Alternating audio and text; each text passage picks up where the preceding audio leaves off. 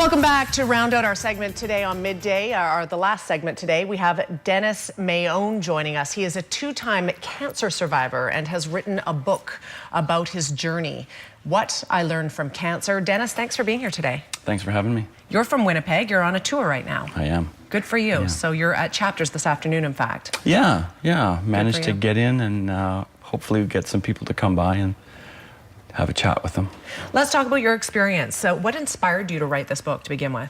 Really, it was time. It's been a 20-plus year journey, and it was time to put it down. I talked to a lot of people about the story itself, and I thought, well, you know, I have an opportunity now.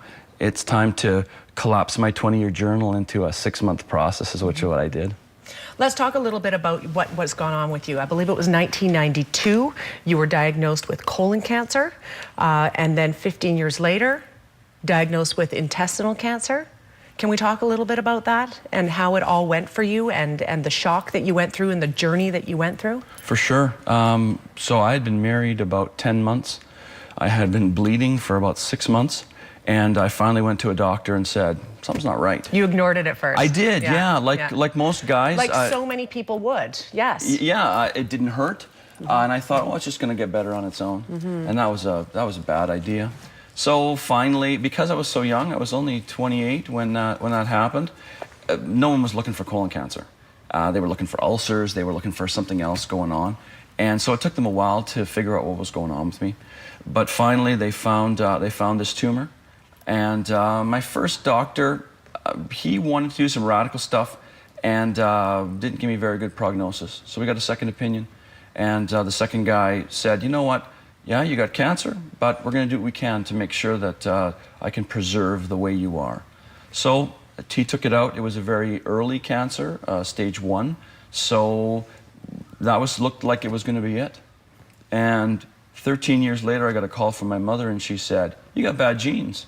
And that's gonna probably mean that's why you got it the first time. 2 years later, I had a second colon cancer, and so that was 2007. So I've been cancer-free since then, but it's an ongoing journey because it's genetic for me. It means that it could come back again. This is called Lynch syndrome, and that's what your genetic display is that makes you more prevalent to being diagnosed with cancer. Can you talk about that? Yeah, Lynch syndrome. It's basically it's a broken repair mechanism in your genetics. Cancer is the accumulation of errors in your cells. So, but typically your body has a chance to look at what happens when your cells multiply and says, oh, there's something wrong here, and fixes it. The accumulation of errors creates cancer in people, out of control growth. For me, the repair component isn't there, which means that my body tends to not be able to fix things. And so errors in my cells arise and multiply more quickly. And so people with Lynch syndrome have a 60 to 80% chance of getting a colon cancer before they're 60. And for me, 28, people are going to get it more than, oftentimes more than once, and more than one kind. Women also have a high tendency towards uterine cancer in addition to the colon risk.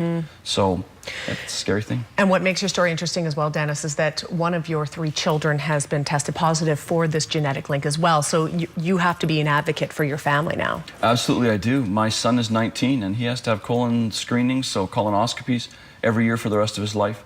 So we don't go fishing, we go to the hospital and have colonoscopies. Whatever brings the family together, exactly, right? Exactly, yeah.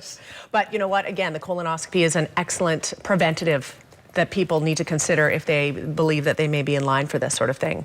Absolutely. Yeah. That's why they recommend it at age 50. Everybody get one, and then regular screenings after that. Right. Because while colon cancer, it can be deadly, it is you can find it. And if you can find it then and find it early, that's very curable. Absolutely. We're out of time already. Can you stand it? That's the way it goes. Dennis, thank you for being here today. I think it's a very courageous thing to do, to write a book and talk about your personal experiences. But you know what? There's so many people in our world affected by cancer. People appreciate hearing it and reading other people's stories. So thank you for being here today. Thanks for having me. We're going to give away a couple of versions of this book, a couple of copies rather, and I have them. So if you would like one of them, definitely email me midday at cfjctv.com. In the meantime, Dennis is going to be at Chapters this afternoon in half an hour exactly. So if you would like to meet him and have a book signed, you can certainly do that at 1:30 today at Chapters. I wish you well in your travels. Thank you very much.